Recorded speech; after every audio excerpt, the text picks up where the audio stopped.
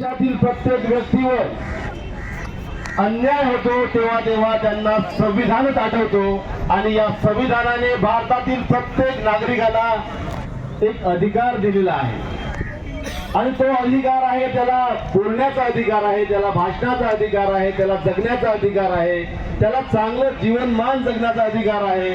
आणि मित्रांनो, मागील 25-26 वर्षापासून महाराष्ट्रातील शिक्षण मंत्रालयाने हा अधिकार आपल्या हातातून हिसकावलेला आहे।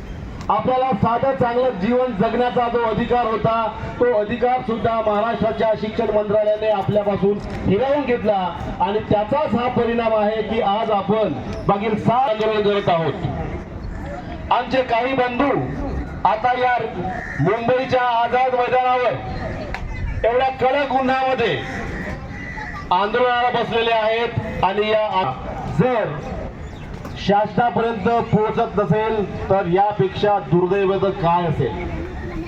आपण प्रत्येक जण या देशातले नागरिक आहोत, आपल्या प्रत्येकाला हक्क आहेत, अधिकार आहेत।